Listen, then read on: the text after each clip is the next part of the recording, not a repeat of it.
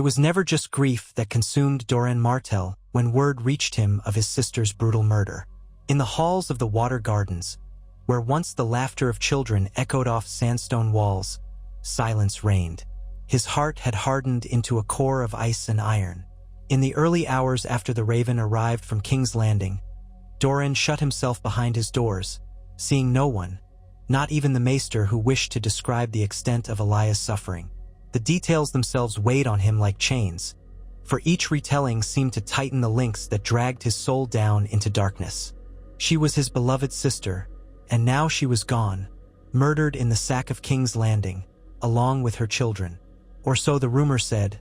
Elia's precious Rhaenys and Aegon, the children she bore for Prince Rhaegar Targaryen, the rightful heir to the throne. Blood of Martell, broken and scattered among red-stained stone floors. In those first days he had no tears to spare. Grief might have brought tears to others, but for Doran Martell, it spurred a colder, more measured response. Vengeance brewed in his mind, even as he struggled to keep reason afloat.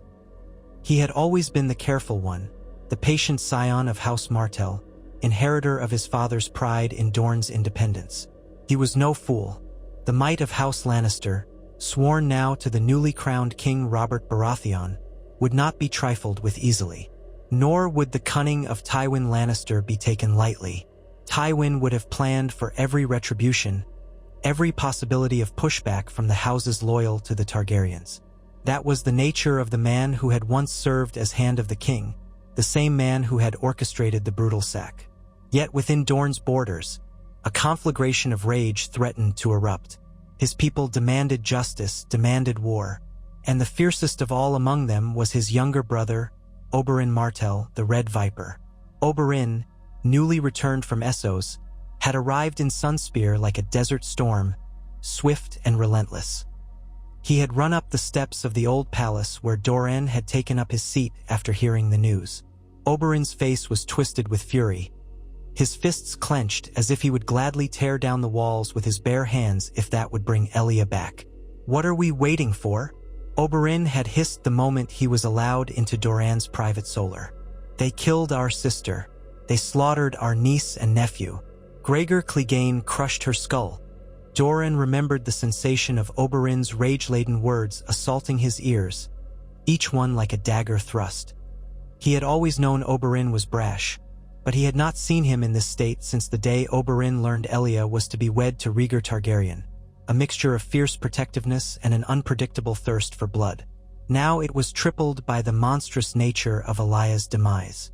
"Listen to me, brother," Doran had responded, voice trembling with the effort to remain calm. "To ride for war is to step into the lion's maw. Tywin Lannister commanded this butchery. We must plan carefully. We must, but Oberyn would have none of it. His was a soul ablaze. We must avenge Elia. We must show them what it means to wrong House Martell, to wrong our blood." Doran closed his eyes, hearing the echoes of that conversation in the hush of the Water Gardens weeks later. 1,000 doubts tormented him, but one truth burned brighter: the blood of their sister demanded satisfaction. A father who learns his daughter has been brutally murdered might find reason for an unstoppable fury. So too does a brother who has lost a sister he cherished, a sister who was the heart of House Martell's alliance with the Targaryens. That alliance now lay in tatters as Prince Rhaegar was dead on the Trident and King Aerys II lay slain, rumors said, at the hand of his own sworn Kingsguard. The throne belonged to Robert Baratheon, so they claimed. But Dorne was not some petty corner of the Seven Kingdoms to be disregarded. Dorne was the land that had held off the Targaryens themselves for nearly 2 centuries. It was a land that could still bear its fangs. Yet attacking King's Landing, the notion reeked of imprudence. Already Tywin had installed himself in a position of influence, gifting the city to Robert Baratheon like a luscious fruit. The city was in disarray, yes, but that chaos could easily be turned to Lannister advantage. If House Martell marched north in open war, they would stand against the might of the Iron Throne, with houses Lannister and Baratheon combined. And where might the other great houses stand? The Tyrells had bent the knee to King Robert after Mace Tyrell's Siege of Storm's End ended. The Starks were Robert's closest allies, and the Arryns were also firmly in his camp. The Tullys had joined with Robert, forging marriage alliances. Dorne would stand alone unless the Targaryen cause had not fully perished. Viserys Targaryen was said to have fled to Dragonstone with his mother, the queen. A child and not one who commanded an army. No hope there. Still, Oberyn had pressed and pressed. The lords of Dorne thirsted for action. Doran, trapped by caution and fear of annihilation, sought to weigh every risk, hoping that some thread of advantage might appear in the tapestry of alliances. But Oberyn was unstoppable. A single day after the Raven arrived confirming Elia's death and the manner of it, her body, broken, left in the Red Keep for days, Oberyn demanded an audience with all the major lords and ladies of Dorne in the Shadow City outside Sunspear. They came in droves, some out of respect for the princes of Dorne and others out of personal rage, for Elia had been loved by many. Perhaps they expected Doran to speak calmly, to advocate for a measured approach. Instead, they found Oberyn, his voice echoing across the courtyard, calling for immediate reprisal. "They have taken everything from us," he said, his voice echoing into the dusk, carrying across the white-walled buildings. "Do we let them hold the lion's share of the spoils while they shatter our sisters' bones? While they feed our niece and nephew to dogs? Shall we cower behind these walls, hoping for mercy from those who know none? Are we not the same Dorne that Aegon himself could not conquer by force?" A tremor of approval rippled among those gathered, an undercurrent of deep resentment aimed at House Lannister. For a moment, Doran had tried to speak. He had begun to raise a hand, thinking to caution them, to remind them of the might of the entire realm set against them. But the crowd's fervor, whipped to a frenzy by Oberyn's words, had silenced him. Their roars for vengeance drowned out any voice of caution. In that moment, something within Doran changed. He felt a sudden realization that all his careful planning, all his measured steps, might come to nothing if he could not give his people what they desired, the taste of justice, or at least the hope of it. Dorne would erupt regardless. It was better to guide that wave of wrath than to stand in its path and be crushed. And so, with a trembling voice, he declared that House Martell would not let Elia's death go unpunished. He did not detail the war plans. Indeed, he had none fully formed yet, but he allowed Oberyn to continue rousing the Desert Knights and the lords and ladies of the Greenblood, pressing them to muster their men and steel their hearts. In the days that followed, ravens flew from Sunspear to the far corners of Dorne, summoning banners. The stony passes of the Red Mountains echoed with the tramp of soldiers wearing the sun and spear sigil upon their breasts. The lords of the Tor, the lords of Ironwood, the Fowler twins, the Jordanes, the Blackmonts, and the Danes, knights and spearmen alike, answered the call. Thousands marched, from the salt shores to the painted mountains, all converging on Sunspear. The city became a hive of activity, supplies carted in from every port and orchard, blacksmiths toiling day and night forging spears and swords, tailors sewing tents and war banners. The famed Dornish archers, known to be deadly on the battlefield, came in droves, each man and woman sworn to avenge Elia. Oberyn himself oversaw the training of a new batch of soldiers, light-footed spear-wielders who could move over sandy ground as easily as they might climb rocky passes. He personally tested their mettle, sparring with them and thrashing all but the very best. Many ended up with bruises from wooden staves that he used to drill them until they either collapsed from exhaustion or found within themselves a deeper well of resilience. They called him the Red Viper not just for his cunning and speed, but for his venomous unpredictability. Now that venom was directed northward. Still, Doran worried. He walked through the corridors of the old palace with slow, careful steps. Doubt pained him, and he used a cane more often than not. The lords who visited him found him with brow furrowed, studying maps of the Crownlands, the Stormlands, the passes that separated Dorne from the Reach. Already messages had been sent to the Tyrells, but they came back with polite dismissals or no real answer at all. Mace Tyrell had thrown in with King Robert. After all, what reason would he have to join Dorne's cause now? The Redwynes followed the Tyrell banner, and the Hightowers likewise. So it would be no easy thing to pass through the Reach unchallenged.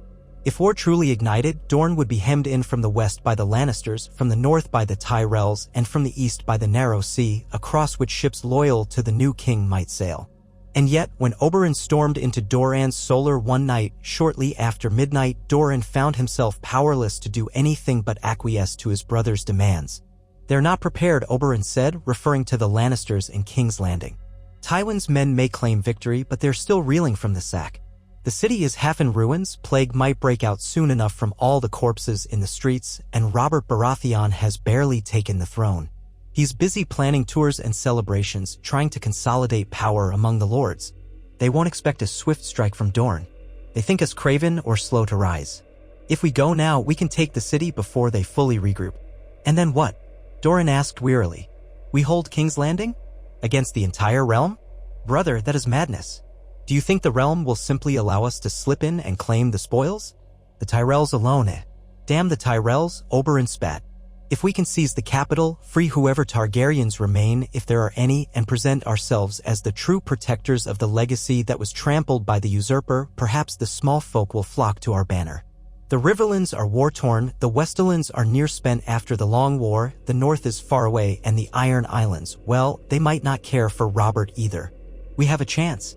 Perhaps not a perfect one, but an opportunity nonetheless. Doran closed his eyes. Visions of ruin danced before him. But then he also saw Elia's gentle face, heard her laughter that once filled these halls. It was drowned now by the memory of her final screams in the Red Keep, if rumors were to be believed. He clenched his cane so tightly his knuckles whitened. We move at dawn, he said, the words like ashes on his tongue. And so it was that the largest Dornish host in living memory departed Sunspear scarcely 3 days later. At its head rode Oberyn Martell, clad in light armor beneath flowing robes of cloth of gold and orange. His helm was wrought in the shape of a sun with a slender spear motif across its brow. Soldiers carried the spear and sun banner of House Martell, while behind them marched the lesser banners of each loyal house. Doran oversaw from a wheelhouse whenever possible, for his gout prevented him from riding long distances without rest. But he insisted upon coming. If this was Dorne's war for Elia, he would be there to see it through, no matter the cost. The journey north was arduous. Though the war had ended only recently, the roads were filled with refugees and stragglers from the battles that had ravaged the kingdoms. Many looked upon the Dornish host with apprehension or outright fear. Some spat curses, calling them traitors to the Iron Throne. Others eyed them with a strange mixture of hope and dread. Many had lost everything in the chaos. They cared little who sat upon the throne now, only that there might be peace and food for their hungry children. But the Dornish soldiers marched on relentlessly, forging ahead through the Prince's Pass, skirting the outskirts of the Reach to avoid a full confrontation with Mace Tyrell's might. Oberyn had spies reporting that Tyrell forces were still near King's Landing, celebrating Robert's ascension and forging ties. But the city was still a nest of confusion, not an impenetrable fortress. The Gold Cloaks patrolled the walls, but they were demoralized by the transition of power. The Lannisters stationed inside the city were not yet numerous enough to form a solid wall of defense, or so Oberyn believed. All the while, Doran found himself drifting into memories of Elia. He could not forget the day she departed Dorne to marry Rhaegar Targaryen in a grand ceremony in the Great September. She had looked radiant, a slender princess with a kind smile. She had once told him she dreamed of peace between the Iron Throne and Dorne, of forging a brighter future for her children. Now that dream lay in shambles, along with her body. Vengeance weighed heavier on his mind each day as his host drew closer to the capital. At nights, Oberyn would gather captains and lords for war councils around campfires. They discussed the approach, how best to breach the city gates or scale the walls if need be.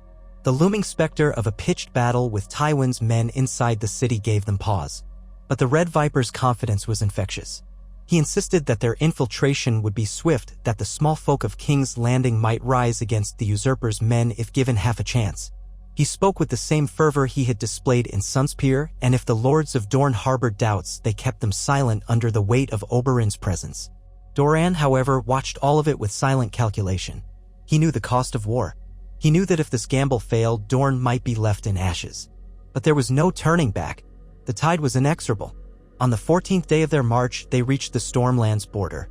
A few small skirmishes erupted with local lords unsure of Dorne's intentions, but Oberyn swiftly scattered them, sending messages that they came not for the Stormlands but for the capital. The host skirted around major strongholds, traveling swiftly when possible, using backroads guided by Dornish scouts who had traveled these lands before. They avoided Storm's End itself, as well as any large concentrations of Baratheon men. The journey was fraught with tension, every day filled with the possibility of ambush. Yet fortune seemed to favor them, for not once did they encounter a large force prepared to halt their progress.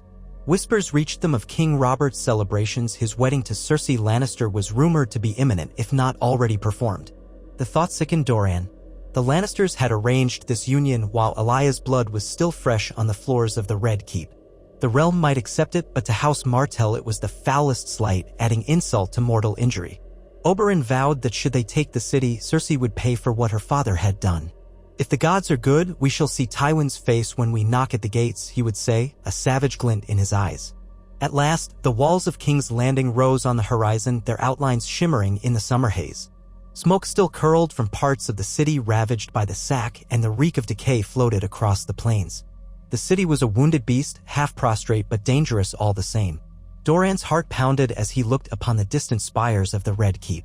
That was where Elia had died. That was where the mountain had ended her life and the lives of her children. The memory of it felt like hot coals in his throat. He breathed slowly, steadying himself, reflecting on the thousands of Dornishmen who followed him, each armed and ready. Could they truly succeed? Oberyn commanded the army to set up camp under the partial cover of a nearby forest that fringed the Rosby Road. They would need to strike soon, before the city had any warning of their presence. Spies had likely already slipped away, so time was of the essence. Under cover of darkness, the plan was to send small, elite groups of Dornish spearmen and archers to slip into the city through the neglected posterns along the walls near the Mudgate. Bribes had been arranged for some of the gold cloaks patrolling that area. Oberyn had not wasted time in establishing contacts. Once inside, they would sow chaos, open the gates, and let the main host pour in. It was a daring plan, relying heavily on subterfuge, bribes, and the hope that the newly installed City Watch had not yet become fully loyal to the new king. Night fell upon King's Landing with an oppressive heat, the stench of the harbor thick in the air. Under the moonlight, several hundred of Dorne's best crept forward, guided by shadows and a sliver of uncertain hope. Among them was Oberyn himself, for the Red Viper would not stand idle while his men risked their lives. He wore darker, more practical leathers this time, a helm that could blend into the gloom, leaving behind the flamboyant sun helm for the main assault. Doran stayed with the bulk of the army, perched on a rise that overlooked the city's flickering lights. Torchlit battlements traced the outline of the walls. Time crawled. Doran's heart thundered in his chest. He tried to imagine how it would unfold, Oberyn slipping in, dispatching or bribing the watch, the gates opening, a surge of Dornish spears flooding the city's streets. But war never followed a simple plan. There would be unexpected twists and bloodshed. The Red Keep might hold out, defended by Lannister men or those loyal to Robert. Dorne's host might be overwhelmed in the labyrinth of King's Landing streets. Endless possibilities coiled in Doran's mind like snakes ready to strike. A shout carried across the night air, faint but distinct. Then horns sounded, one after another. The city's alarm. Doran's breath caught in his throat. Had Oberyn been discovered too soon? Or was this part of the ruse, a forced diversion? He heard the muffled clamoring of thousands of soldiers around him as the Dornish lines tensed, ready to charge. A burst of orange light flared against the walls near the Mudgate. Fire? Something was burning. Then, in the hush between heartbeats, the massive wooden gates slowly yawned open. Shouts rang out from the ramparts, and suddenly a wave of Dornish spearmen poured through the gap, crossing into the city. Immediately, the rest of the Dornish host responded to horns from their captains, surging forward en masse. Doran, though encumbered by his ailment, forced himself to mount a horse. He could not lag behind at this crucial moment, even if every jolt of the saddle stabbed at his inflamed joints. A swirl of dust rose as thousands of Dornish soldiers advanced, charging for the open gate. Archers loosed arrows at the walls, aiming to suppress any gold cloaks who might try to close the gates. The smell of sweat, horses, and fear mingled in the night air. The world became a maelstrom of chaos. Somewhere to the right, a group of Lannister guards wearing their crimson cloaks had rallied near the gate's entrance. Dornish spear. S thrust forward, met by steel swords. Screams pierced the darkness. Doran's horse nearly reared at the clamor, but he held tight, wincing from pain and terror. But it was too late to turn back. House Martell was committed. War had come to King's Landing again. Inside the city, the narrow, winding streets became a battleground. Oberyn led the vanguard through Flea Bottom, where small folk scattered in terror at the sight of foreign soldiers swarming their homes. Windows slammed shut, dogs barked, children wailed. Flaming torches lit the night, setting gloom and shadow at war with each other.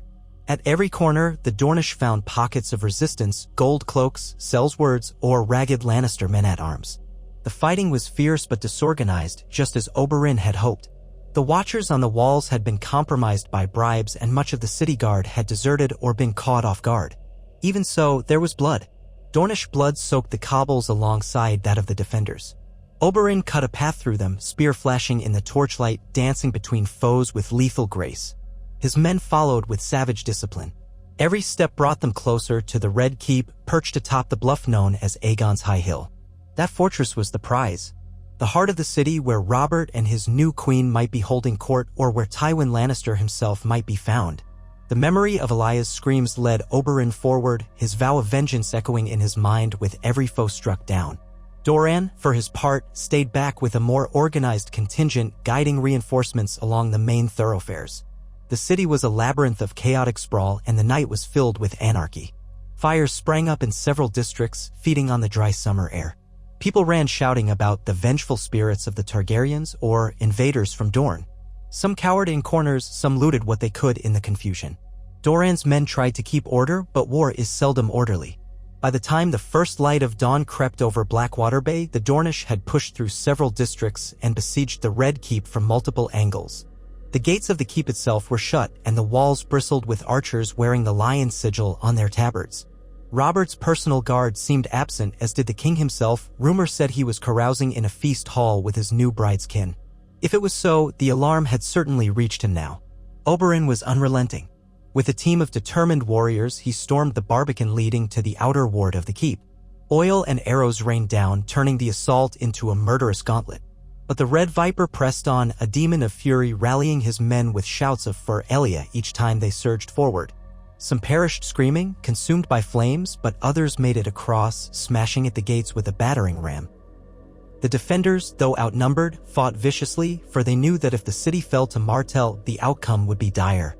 Outside the keep, Doran waited amid the throngs of soldiers occupying the courtyard that had been wrested from the gold cloaks. A nauseating stench of death and smoke hung in the air. The morning light revealed the horror that had been hidden by the night. Corpses lined the streets, among them women and children caught in the crossfire. The Prince of Dorne felt a surge of sickness in his stomach. This was not how he had envisioned retribution for his sister. Perhaps war was the only way, but it was a hideous path to justice.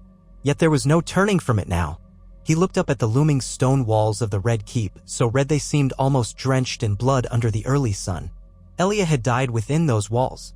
Her memory demanded he steel himself. He sent wave after wave of Dornish reinforcements to support Oberyn's assault on the gates. Under the combined weight of the battering rams and the unstoppable fervor of Dornish vengeance, the outer gatehouse of the Red Keep finally cracked. A thunderous crash signaled its collapse. The Dornish swarmed into the outer ward, forcing the Lannister men back. On a balcony above, a cluster of noble figures appeared, among them a plump man in regal attire, Robert Baratheon himself, it seemed, face twisted in shock and rage. At his side stood a woman with golden hair. Cersei Lannister. Possibly others of the Lannister clan hovered behind them, though from below it was difficult to see. Oberyn let out a triumphant cry at the sight of them, brandishing his spear for all to witness. Then he and his men clashed with a final cordon of guards, men wearing the same sigil as the monstrous Gregor Clegane who had murdered Elia. Oberyn fought like a man possessed. Doran forced himself forward, hobbling painfully across the blood-slick stones, escorted by a small retinue of loyal knights. He wanted to see this moment, wanted to ensure that justice would be carried out, that the men responsible for Elia's death would pay. Then another shape emerged behind the line of defenders, a giant in plate armor, helmet shaped in the likeness of a snarling hound. Gregor Clegane. The sight of him froze the air in Doran's lungs. So this was the mountain that rides, the beast who had crushed Elia's skull and dashed Aegon's infant body against a wall. The man was monstrous in height and girth, like some dread creature out of dark tales. Oberyn saw him too and let out a roar. In the chaos, King Robert bellowed from the balcony, calling for men to rally, demanding the city watch throw the Dornish out. But many of the gold cloaks had already laid down arms or melted away. This was not the same city watch that had once served Aerys Targaryen. Even now, confusion reigned. Some cried that the king was just a usurper, that the rightful vengeance of House Martell was at hand. Others prayed for the madness to end. Tywin Lannister was nowhere in sight, though rumors placed him in the keep. Perhaps he was barricaded in some solar or plotting a desperate counterattack. But for the moment, all that stood between Oberyn Martell and the Red Keep's inner halls was Gregor Clegane and a handful of loyal Lannister men. Oberyn's eyes narrowed with lethal intent as he circled the mountain. The rest of the fighting seemed to fade into a roar of background noise. He barked an order for the Dornish to give him space.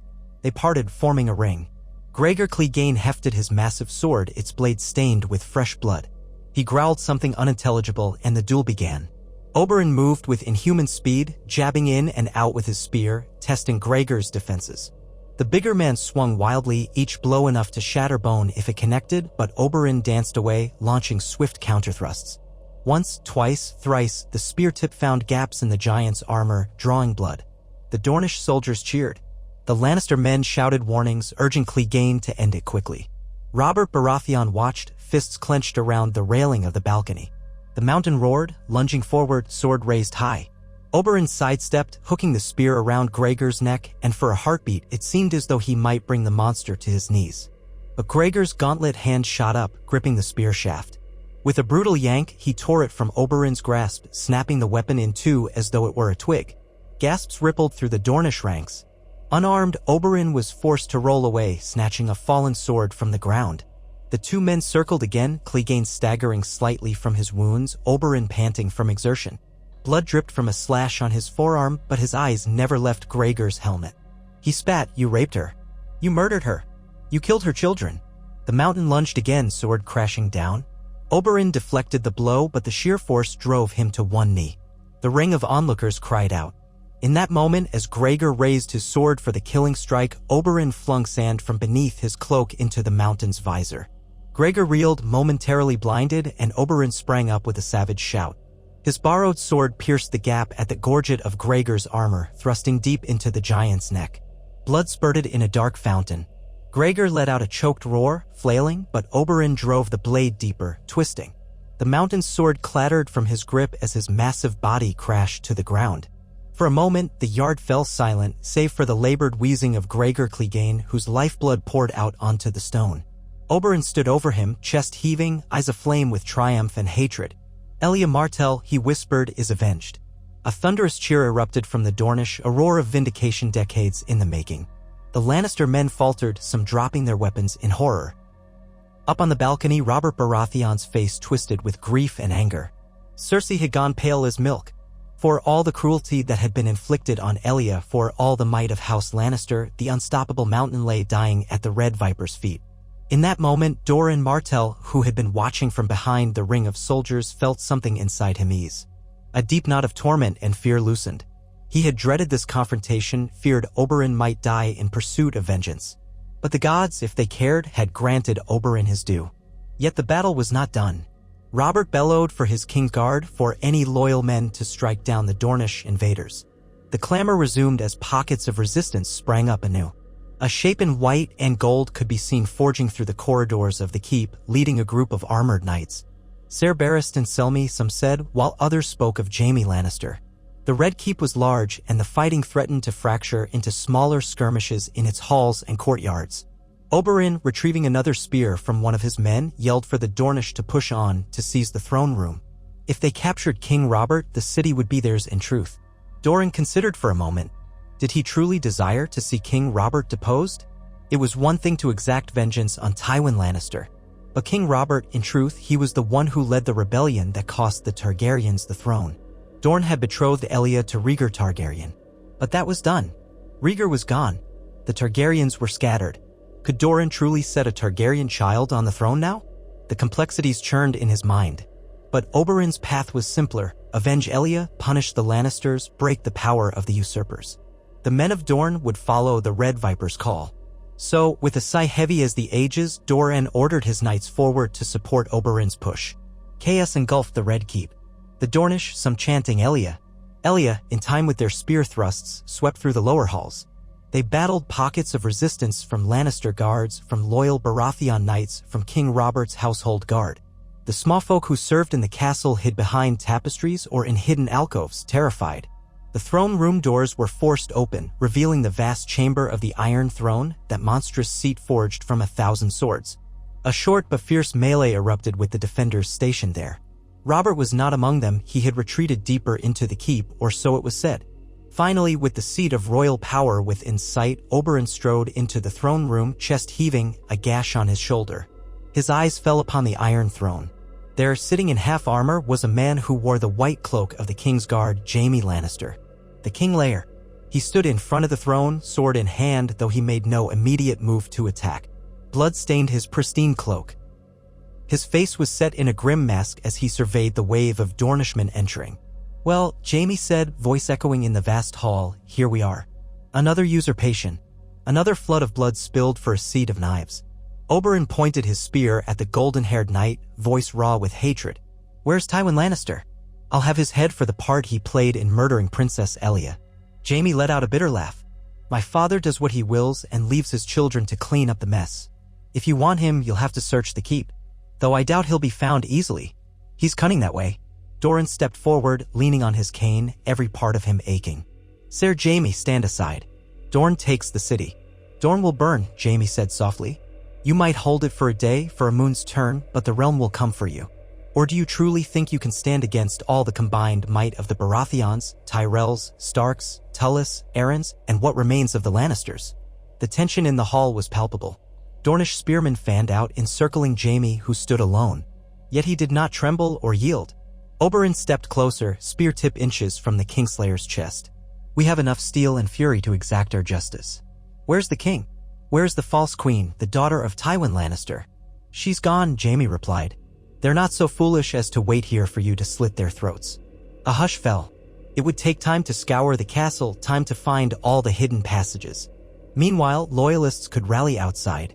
The day was theirs, but the war was far from won. A feeling of dread slithered through Doran's heart again.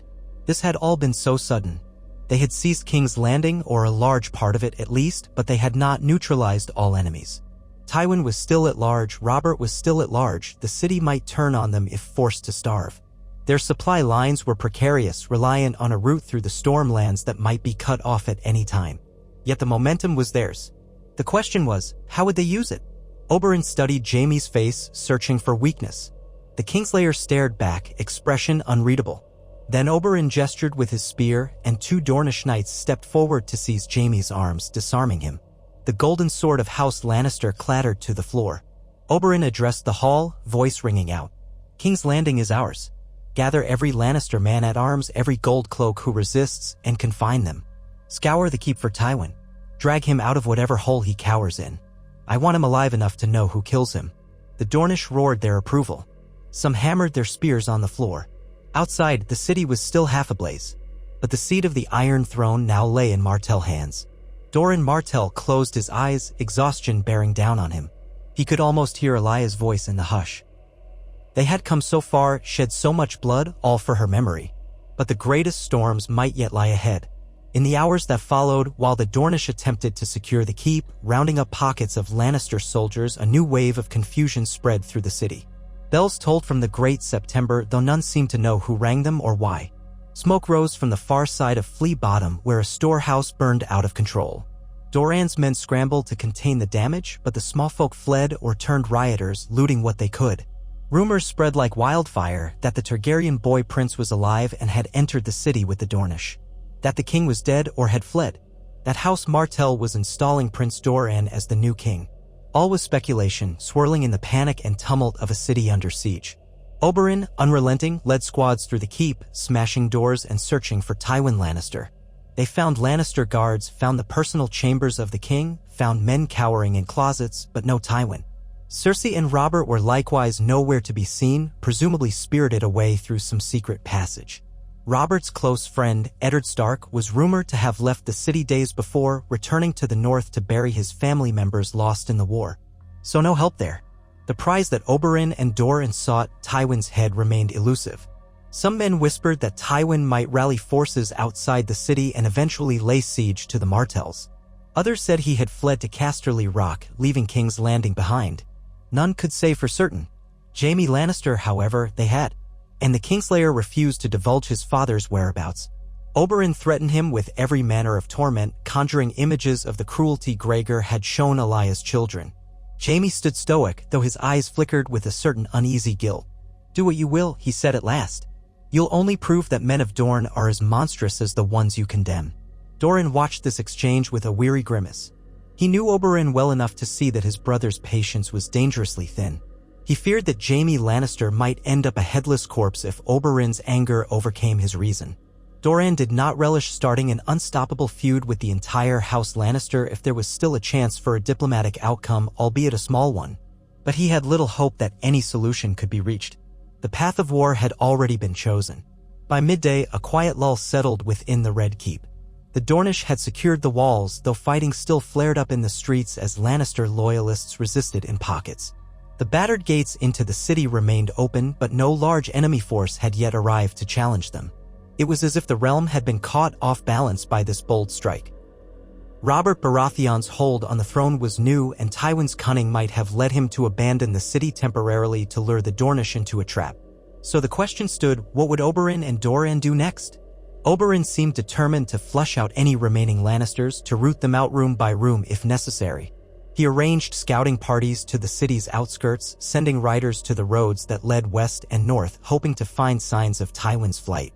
Doran, however, retreated to Maegor's Holdfast with a small guard, setting up a temporary command center in a chamber once used by the Targaryen kings. He sank wearily into a chair, foot throbbing, eyes stinging from smoke. Outside the shuttered windows, the city sprawled beneath a haze. The capital of the Seven Kingdoms seized by Dorne. A memory drifted into Doran's mind. Elia, long ago, standing in a garden in Sunspear, smiling as she turned her face to the warmth of the sun. She had believed in alliances, in bridging the divides of the realm. She had married Rhaegar for that purpose, forging ties that might bring peace. Now all that was undone in a maelstrom of violence. If Elia were here, would she have wished for this? Perhaps not. But she was gone, and vengeance was all that remained. A knock at the door pulled him from his thoughts. It was Oberyn, sweat-streaked and smelling of blood and smoke. We've scoured half the keep. No sign of Tywin, no sign of Robert or Cersei. They must have fled at first alarm. Doran exhaled. Then our hold on the city means little. We have no king, no leverage for negotiation. Only a broken throne in a broken city. Oberyn's eyes flashed. We have the king's lair. We can make an example of him. And we have the city's resources, ships in the harbor, gold in the treasury, the seat of royal power. If Tywin wants it back, he'll have to come to us. Doran rubbed his temples. The heat and tension made his head pound. And come to us he will. With an army. The entire realm will call us the aggressors. The ones who struck at the new king, ignoring the war's end. We'll be alone, Oberyn. Let them come, Oberyn snarled. We held off dragons once. We can hold off stags and lions. Dorne is N. O stranger to war. A moment of silence stretched, filled by the distant sounds of men shouting orders and the crackling of flames. Then Oberyn's posture softened, and he placed a hand on Doran's shoulder. Brother, I know this weighs on you, but we had no other choice. We had to strike. Now we must see it through. For Elia. Doran nodded, swallowing hard. For Elia. He rose, leaning on his cane. Through the haze of smoke and exhaustion, he felt a grim determination settle in his bones. They had come this far. They had King's Landing. Now, no matter the cost, they had to hold it and exact the price of blood from those who had destroyed Elia and her children. The war they had sparked might spread across the land, but House Martell would stand as they always had, unbowed, unbent, unbroken. Thus began the siege of King's Landing in reverse, with the Dornish as the occupying force bracing for the realm's fury. And in that volatile moment, with the Iron Throne in their grasp, Doran Martell found himself wondering if the gods had heard Elia's final prayers, or if they had simply let the men of Dorne carve out a piece of retribution in a world spinning inexorably toward more bloodshed. Doran Martell had always imagined that reclaiming the place where his sister drew her final breath would offer some measure of peace. Yet, as he stood near a high window in Maegor's Holdfast, peering out over the soot-streaked courtyards of the Red Keep, he felt no calm washing over him. The city lay bruised and battered, burning in places, awash in fear and fresh bloodshed, all for House Martell's vengeance. He clutched his cane with white-knuckled resolve, mindful of the ache in his foot that flared after so much standing and walking. Below him, Dornish soldiers were organizing in loose patrols, securing corners of the keep where pockets of resistance lingered. Shouts and the clang of steel still echoed somewhere in the distance. He closed his eyes. The sun was climbing in the sky, its heat already turning this autumn morning into a sweltering affair. In Dorne, they were accustomed to the punishing glare of day. But here in King's Landing, it felt more oppressive, weighed down by the city's foul stench and the press of countless souls. The populace was terrified, half-starved after the war, uncertain whether to hail these new arrivals as liberators or to curse them as the next wave of butchers. That thought pained Doran. He had not come to King's Landing to butcher anyone, though he would not lie to himself and claim his forces had been gentle. Battle was rarely gentle. Warfare had an ugly cost. He breathed in, trying to steady the rush of dread in his chest. No, they had stormed the capital for one reason: the memory of his sister, Elia, and the monstrous injustice done to her children. Whatever guilt gnawed at him now, he reminded himself that House Lannister's crimes were worse by far. At a sound behind him, he turned to see one of his knights, Ser Aaron Corgyle, stepping in with a short bow. The man's dusty hair stuck to his sweat-slick forehead, his cheeks glistening with grime. "Prince Doran," Ser Aaron said, "we've secured what remains of the gold cloaks near the royal stables." Most yielded and laid down their arms when they saw our numbers. A few tried to flee, but we cut them off. And the city watch captains we've captured, well, they're confused, unsure who truly holds authority. We are trying to show them we do. "Good," Doran murmured, "but ensure no needless killing." The knight hesitated as if uncertain how to respond. Then he dipped his head. "Aye, my prince. Though, in such chaos, some of our men remain, overzealous." Prince Oberyn's orders were quite clear: no mercy for Lannister loyalists. Doran's stomach turned at the reminder. Oberyn's thirst for blood was no secret. Doran had his own thirst, yes, but it was tempered by years of careful thinking and the knowledge that slaughter would only deepen the realm's hatred for Dorne. Yet Oberyn's voice had carried the day when they marched from Sunspear. As much as Doran wore the title Prince of Dorne, there was no denying that Oberyn's ferocity had seized the hearts of their people. They followed him as men follow a bright and fearsome banner. "Do what we can," Doran said softly, "but I will not publicly contradict Oberyn while the city is still unsecured. Too much risk of sowing confusion among our own ranks. We must present a united front." "As you command." When the night was gone, Doran adjusted his weight to ease the throbbing in his gout-ridden foot. He ran a hand over his balding head, sweat beading on his temples. The keep was stifling, yet he could not help but notice the goose flesh prickling his skin. The entire situation was fraught, teetering on the brink of disaster. He turned from the window and made his way out into the corridor, stepping carefully over a broken suit of armor that had been knocked to the floor during the fighting. 2 Dornish guards flanked him, bodyguards from House Jourdain, their dark eyes scanning every shadow. They walked with him slowly, mindful of his limp. Tapestries that once depicted Targaryen dragons or Baratheon stags hung torn or partially burned. The last hours of the battle had left the Red Keep battered from within. At an intersection of hallways, Oberyn waited. His once pristine garments were rent and bloodstained, fresh bandages wrapped his upper right arm, and a shallow gash marked his jaw. Yet he stood proudly, spear in hand, as burning with the fierce triumph that had carried him this far. "Brother," Oberyn greeted, voice low, "I was just about to seek you out. We've claimed the small hall and are pushing toward the royal apartments to ensure no enemies remain. Ser Barristan Selmy has not been found among the captives. I suspect he slipped away, or he may have accompanied Robert." "And you think Robert truly fled?" A snort of bitter amusement. "Likely. If he remained, we'd have found him by now. The man's not so stealthy that he could hide under a table and go unseen. Or perhaps he took a page from Tywin's book and fled by night. Clever cunning from men who claim to be so bold." Doran nodded, though his heart felt heavy. Capturing Robert in the initial assault had been the crux of Oberyn's plan, to hold the king hostage and thus force House Baratheon and its allies to negotiate. Now that chance had slipped away, leaving them with only Jaime Lannister. A fine prize, but not quite enough to bring Tywin Lannister to heel. "And what of the city itself?" Doran asked. "Do we hold the walls truly? Are there no loyalist forces beyond the gates yet?" "We hold them," Oberyn said. "For now. The gold cloaks that remain on duty are half willing to stand aside, half eager to kill us in Robert's name. But our men outnumber them in the city proper. A few outriders I sent have returned with word that no large host approaches from the Stormlands or from the Rosby Road. Perhaps Tywin and Robert are plotting some grand assault, but it is not yet upon us." "Then we have a little time," Doran murmured, though the tension in his gut hardly eased. "Time enough to settle the city." "That is your counsel." Oberyn shrugged, the movement causing him to wince at the wound in his arm. "Settle it, yes, but I have no illusions of calm. The small folk are uneasy at best and might riot at worst. Already we've had to put down pockets of looters near the hook. I'd rather keep our men's spears and swords for real threats, not rummaging through slums to quell hungry peasants. War always punishes the innocent, Doran said quietly. Oberyn studied his older brother's face. For a moment, compassion shone in his dark eyes. Then he raised his chin. We pay that price, or we let Elia's memory go unavenged.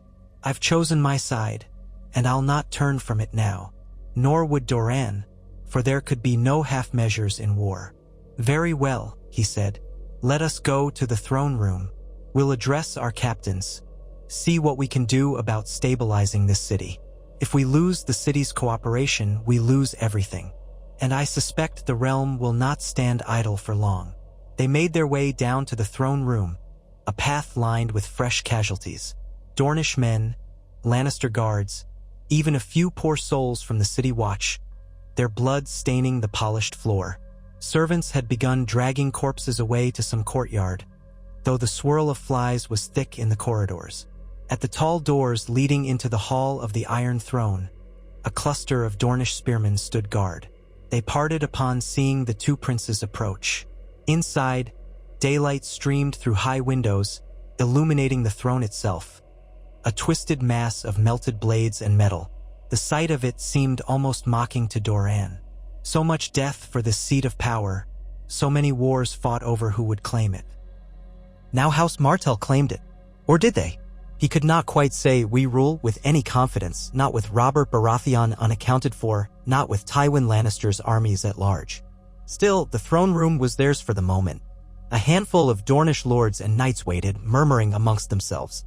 Some were smeared with blood or ash, others looked half-dead with exhaustion. Yet all straightened at the sight of their princes.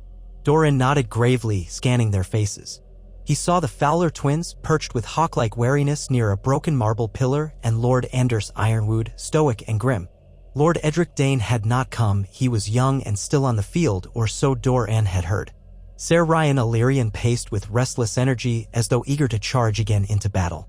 Oberyn strode to the base of the Iron Throne's dais and turned, letting his gaze roam over the men. Doran followed more slowly, leaning on his cane. "My lords," Oberyn said, "we've shattered the Lannister presence in King's Landing. The city watch is in disarray and Robert Baratheon fled before we could claim his head. Tywin is nowhere to be found. Jaime Lannister is our captive for all that's worth." A hum of conversation spread through the knights and lords. Doran listened, silent. He caught fragments. "So the usurper is gone, we have the Kingslayer, the Tyrells won't stand for this. Will the Baratheons march from Storm's End?" Oberyn lifted a hand commanding silence. "We must expect that Tywin will bring a host sooner or later, perhaps with Robert's blessing or even his direct leadership. The Tullys, Arryns, and Starks were Robert's principal allies during the rebellion. Whether they'll muster again to help him reclaim the city is uncertain, but we should prepare for the worst." Lord Ironwood stepped forward, arms crossed over his chest. "Should we not send ravens to each of those great houses, my prince? Perhaps some will see reason and stand aside. They have no love for Tywin's deeds, especially the dishonorable sack of King's Landing." Another voice hissed from the side, Ser Manfrey Blackmont, face still streaked with dried blood. "The Starks hold a grudge dear as gold. They might not love the Lannisters, but they revere Robert Baratheon as a brother by arms. I doubt they'll be swayed. At least we can try," Ironwood insisted. "We will try," Oberyn said. Then he glanced back at Doran, an invitation to speak. Doran cleared his throat, letting the hush settle. "Yes, we shall send ravens. We will explain why we have done this. That we came to right a monstrous wrong, to see that justice is done for a princess of Dorne, for the children murdered by Gregor Clegane on Tywin Lannister's orders. If the lords of the realm have any shred of honor, they will not fault us for seeking redress. After all, Robert himself used righteous indignation to justify his rebellion against Aerys Targaryen. We do the same, only we strike at Tywin Lannister." He looked among them. "But do not mistake me. Words alone will not keep their armies at bay. We must set the city in order, see to the small folks' needs, and prepare defenses for the day that our foes come knocking. We hold the Iron Throne, yes, but that alone doesn't make us kings. If we fail to secure the hearts of the people here, we'll be overrun from within." Some nodded, some frowned. The unspoken question hung in the air, are we to claim the throne? None dared speak it outright, not yet. Their invasion had no official banner proclaiming a new monarchy or a Targaryen restoration. They had come for vengeance, not necessarily to don a crown. But if Robert was gone, if Tywin had fled, who would rule in truth? As if sensing the tension, Oberyn turned and placed one foot upon the dais. He stared at the Iron Throne. Blood from some earlier skirmish spattered the lower blades, darkening the steel. Oberyn's voice, when it came, was subdued. We swore fealty to the Targaryens when Elia married Rhaegar. The Targaryens are all but gone. Viserys is a boy, Daenerys an infant across the sea, neither with an army behind them. In the meantime, we have come here in Elia's name.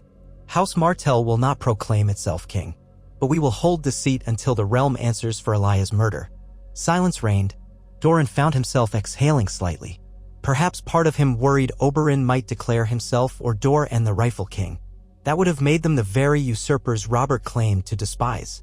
Instead, Oberyn's stance was more cautious, a caretaker's seat, a wedge in the realm's politics. Doran felt gratitude that Oberyn, in this moment, did not yield to the arrogance that so often seized men who reached for power. Lord Ironwood spoke again. Prince Doran, if we do not crown ourselves, many lords might wonder under whose authority we occupy the city. Then let them wonder, Oberyn said with a trace of irony. We stand under the authority of House Martell of Dorne, who was wronged in blood. Who can deny that? Perhaps it was enough for now. Doran gave a curt nod and began listing orders in a firm but quiet tone. We'll send ravens to the great houses as we agreed.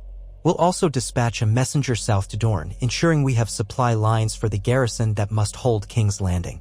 We'll organize a council among ourselves to keep the city fed and policed.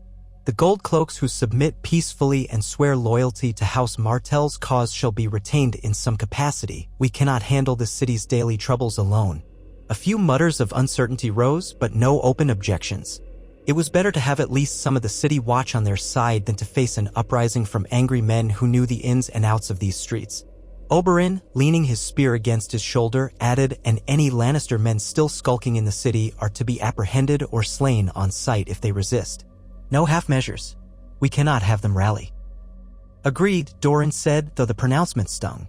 More blood, more vengeance, would it never end? They spent the next hour hashing out details of the city's immediate governance. Lords Ironwood, Fowler, and Illyrian each offered to oversee separate districts with instructions to keep the peace and arrange for bread to be distributed from the royal granaries. That last matter required caution. Men loyal to the Baratheons might sabotage them, or the small folk might riot if there was too little food. Doran finally let out a fatigued sigh, pressing fingers to his brow. That's enough planning for now. My lords, see to your tasks at once. They dispersed, leaving only Oberyn, Doran, and a handful of trusted retainers in the echoing throne room. A hush settled. Doran shot a sidelong glance at his brother. You should have that arm looked at more thoroughly by a maester. You don't want an infection. Oberyn shrugged. I'll see to it, though I've had worse. The spear's tip from that Lannister dog only grazed me. If it had been deeper, perhaps I'd be the one lying cold. A flicker of dread danced through Doran. He remembered watching Oberyn face the mountain, the horror and relief mingling in equal measure as Oberyn won. There's another matter we must discuss, he said. Jaime Lannister. Ah, yes. Oberyn's voice turned venomous. The King Lair. He's stashed in one of the deeper dungeons for now, bound and watched by a score of our best men. He refused to speak other than to hurl a few insults. Eventually, his father might try to trade for him, Doran said. Jaime is worth far more as a hostage than as a corpse. No matter how satisfying it might be to see him pay for his part in the rebellion, though to be fair, I have no proof that Jaime had anything to do with Elia's murder. Oberyn's face hardened. He served in the King's Guard under Aerys and he slew that Mad King. I can't forget that. But you're right, it was Tywin's order that unleashed Gregor Clegane upon Elia. Jaime's guilt is secondary. Still, if I believed for a moment he'd withheld help from her or stood aside while Gregor did his work, Doran laid a hand on Oberyn's wrist, quieting him. Rumor says he killed Aerys after the king threatened to burn the city. Perhaps he's not as monstrous as his father, but it hardly matters. We hold him now. Let us pray Tywin doesn't throw caution to the wind and decide Jaime's life is expendable. That might push him to simply assault us without negotiation. He's not known for sentiment, is he? Oberyn said bitterly. No, but there is pride in that family and Jaime is Tywin's golden heir. He might well attempt to rescue him, or offer terms. We must be ready for either. They walked out of the throne room together, accompanied by retinue, heading to the courtyard so Doran could assess the state of the fortress walls. Halfway there, a breathless messenger stumbled into their path. "My princes," the young man gasped, dropping to one knee. "Forgive my interruption. We found a group of Lannister men in the cellars. They were holed up near the old dungeons, resisting capture. We overcame them, but there's something you should see. I think you'll want to come at once." Before Doran or Oberyn could speak, the messenger rose, face ashen. "They were guarding something or someone. We think it's Tywin Lannister's war chest. Gold. And a man from the old Targaryen court, too." Oberyn exchanged a glance with Doran. "Lead on," he said briskly. They followed the youth through winding corridors, each footstep echoing. The keep was a place of hidden corners and secret stairs, and the cellars were known to be labyrinthine. They passed dead men on the way, some wearing the Red Lion sigil, others the Sun Ant spear. Torches flickered, pushing back the gloom of old stone. At last, the messenger led them to a large chamber with a low ceiling, a vault of sorts. Dornish guards stood watch at the doorway, nodding respectfully as Doran and Oberyn entered. Inside, half a dozen Lannister corpses lay sprawled, weapons still in hand. The smell of blood and mildew filled the air. Stacked near the walls were several iron-bound chests, the lids pried open to reveal glimmering heaps of coins. Doran's eyebrows rose, so much gold. If Tywin had planned to use it for paying off bribes or selling favors, it was now in Martell hands. An undeniable advantage if used wisely. But what truly drew Doran's eye was a frail older man, bound at the wrists, slumped in a corner. He wore threadbare clothing, filthy with dust, and his hair and beard were white and wild. Yet a glint of intelligence lit his eyes. He looked up as they approached, and Oberyn's guards parted. "Who is this?" Oberyn demanded. The old man's voice emerged in a dry rasp. "I was a clerk in King Aerys' service, my lords. A ledger keeper. My name is Silex, not that it matters. I was forced to work under Tywin Lannister, sorting the crown's accounts." He cast a haunted look at the gold-laden chests. "He had me down here, ensuring the coin was tallied for some hush-hush purpose. Then your men attacked, and the Lannisters locked me in with them. I tried to flee, truly." Doran and Oberyn exchanged glances. "And what hush-hush purpose was that?" Doran asked softly. Silex licked cracked lips. "Some was meant to go west to strengthen the Lannister treasury. Some was to be used in paying bribes, or so I gathered. Gold to keep the city watch loyal to the new regime, or to hush up certain lords who might object to Robert's marriage to Tywin's daughter. In short, it was Tywin's personal stash, gleaned from the city's coffers and what remained of Targaryen gold." Oberyn's scowl deepened. "So the Lannisters have been looting the city since the sack ended. No surprise. Tywin can't help but take advantage." Doran considered the heaps of gold with a complicated mix of relief and anger. Relief because House Martell now had resources to feed or bribe key elements of the city, or even to purchase sellswords if needed. Anger because it was yet more proof of Tywin's treachery, as though he cared not a whit for the people of King's Landing, only for House Lannister's fortunes. "Take it," Oberyn said to the guards. "Have the chests carted to a secure storeroom under our watch. Keep them sealed. We'll use them for the city's welfare, or for paying any troops we might need." The old clerk flinched as if expecting a blow. "You'll spare me, my lords? I have no love for Tywin, truly. He forced me to do these sums." Doran spoke gently, aware the man's fate lay in their hands. "If you can be of use, and if your words are true, we have no reason to harm you. But if you lie—" He left the threat unspoken, though the old man's pale face suggested he caught its meaning. "I swear," Silex said, bowing his head. "I'll serve." "That's settled." Oberyn waved a hand, signaling the guards to take Silex away for questioning. Meanwhile, the rest busied themselves with transferring the gold-laden chests. In less than an hour, the musty vault stood empty save for corpses. Doran and Oberyn left behind men to see that the bodies were removed. The news of Tywin's gold in Martell hands spread quickly through their ranks. Some men wore pleased grins. Others, mindful of the mounting tension in the city, shrugged as though it meant little. By midday, Doran found himself on a high walkway overlooking the river and the city. The Blackwater Bay stretched wide and hazy in the sunshine. He noted a number of ships lying at anchor, some belonging to the royal fleet, or what remained of it after the rebellion, others to merchant traders. Had Robert or Tywin tried to flee by sea?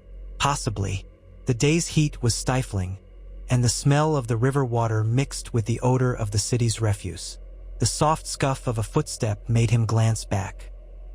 It was his daughter Arianne Martell who had accompanied him north despite the danger. She had pleaded not to be left behind, wishing to witness the crucial turning of Dornish fate. Normally Doran might have insisted she remain in Sunspear, but events had unfolded too quickly. And truth be told, he valued her keen mind. Now she approached, wearing practical riding leathers, her dark curls pinned back. She bowed her head. "Father," she said quietly, "I've been helping organize some relief for the small folk who lost their homes in the fires. But the people are fearful. They know an enemy might come. And rumor says a riot is brewing near the Dragon Pit. A certain preacher has been crying out that the city is cursed with bloodshed once more." Doran's lips thinned. "We can quell riots through force, but that will only stoke more resentment. We need to show them that House Martell is not here to destroy them." "Precisely," Arianne said. "I suggested distributing bread and fresh water from the wells near the Red Keep. That might calm their nerves for a time, but we don't have enough hands to do it across the city. Flea Bottom alone is a labyrinth." Her father sighed. "I've set Lords Fowler and Ironwood to that task, but they lack the numbers to keep order everywhere. If only the City Watch would unify under us. Let me speak to Oberyn again. Perhaps we can spare some gold from Tywin's stash to bribe more watchmen into switching sides wholeheartedly." Arianne nodded, stepping close enough to rest a hand on Doran's arm in a rare gesture of tenderness. "It's going to be all right," she said, though the uncertainty in her eyes betrayed her own doubts. "We've come too far to fail now." Doran allowed himself a small, weary smile.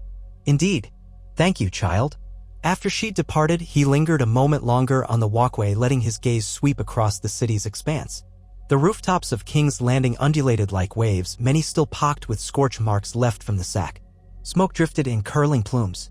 If only the Targaryen kings had ruled more wisely, if only Robert had not rebelled, or if only Tywin had not chosen to seize King's Landing in that treacherous manner. Elia might still live and thousands would have been spared, but regret was a hollow comfort. Doran turned away, returning to the tasks at hand. He found Oberyn in the keep's old library, rummaging through dusty shelves with a half-sour expression. The Red Viper never had much patience for idle reading, but it seemed he was searching for records of the city's defenses. Some old plans might reveal hidden tunnels or vantage points that could prove critical if a siege erupted. A single candle burned beside him, casting flickering shadows. "How fare the city?" Oberyn asked without looking up. "Still uneasy," Doran replied. "Arianne reports possible rioting near the Dragon Pit. We need more watchful eyes to quell it." Oberyn grunted. "Then we'll pay for them." "We have Tywin's gold, do we not?" Doran nodded, though a part of him balked at such a blunt solution. "Yes, let's hope we can buy enough loyalty until we prove ourselves. And there is something else. We should consider what to do about the Redwyne fleet. The Arbor belongs to the Tyrells in all but name, and if the Redwyne side with Robert, they might send ships to blockade the city. The small number of war galleys at our disposal might not suffice to break a strong blockade." A flicker of annoyance crossed Oberyn's face. "We can only prepare.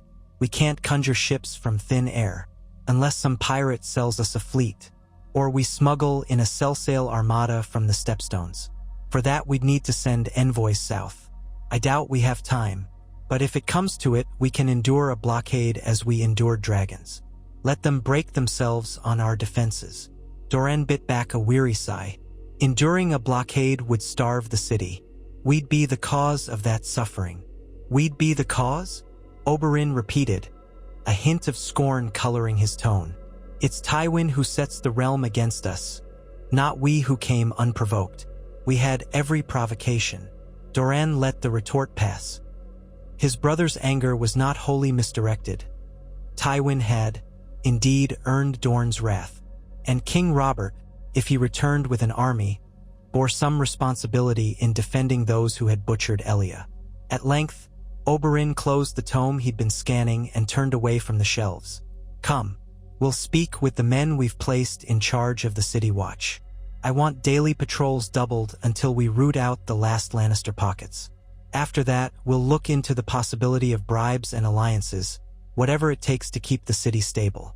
So began the uneasy process of turning occupied King's Landing into a functional seat of power under House Martell's banner.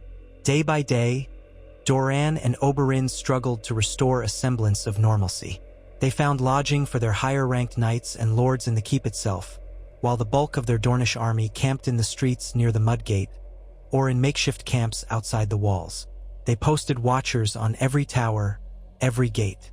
Gradually, the corpses strewn throughout the city were gathered and burned. The stench hung thick over King's Landing, adding to the oppression. Arianne and other Dornish ladies worked with some local septas to provide care for the wounded, hoping that small gestures of mercy might thaw the small folk's suspicions. Meanwhile, the gold from Tywin's secret stash funded a broad distribution of bread and ale, quieting the hungriest bellies. Some of the city watchmen bent the knee to House Martell once they realized how thoroughly the Dornish had seized the city. Others clung to the memory of Robert and refused to serve. A few led nighttime raids against Dornish outposts, slipping away down shadowy alleys. Oberyn grew impatient, instructing his captains to catch the ringleaders. Those suspected were swiftly imprisoned or executed if found fighting. The city's mood remained tense but slowly drifted into a guarded acceptance. At least these Southerners were trying to keep the peace, not simply raping and looting as the Lannisters had done. Highborn men and women who had survived the sack and remained in the city sought audiences with Doran. They came one by one or in small groups, some trembling, others haughty with scorn. They demanded to know if they should bow to Doran. They asked when Robert would return or if Targaryens might be restored. They inquired whether the dreaded Tywin Lannister would march an army to kill them all. Doran answered with calm courtesy, offering as much reassurance as he could without betraying that he, too, held no certain future. Beyond these immediate struggles, the realm stirred. Ravens arrived daily with rumors and news. From the Vale, Jon Arryn had retired there to rule as Lord Protector, uncertain whether to muster his knights for another war. The Tullus of Riverrun were dismayed by the renewed bloodshed and had not yet declared for either side, though Edmure Tully apparently felt sympathy for Robert. The North remained quiet for now, as Eddard Stark was grieving the loss of his father and brother and the sister he died to protect, though it was rumored Ned might eventually march if Robert asked. As for the Tyrells, they were currently hosting feasts at Highgarden to celebrate King Robert's coronation, only to receive news that Robert had fled King's Landing. That revelation turned their celebrations into confusion. A moon's turn passed, and King's Landing did not fall to any immediate onslaught. Doran slept fitfully in a well-appointed chamber of Maegor's Holdfast, the same place where Aerys Targaryen had once kept watch over the city. Often Doran dreamed of Elia's laughter, then woke to the memory of her broken body. He found his days a swirl of audiences, councils, and dull administrative tasks that never seemed to end. Meanwhile, Oberyn paced like a caged predator, longing for Tywin or Robert to show themselves so he could strike them down.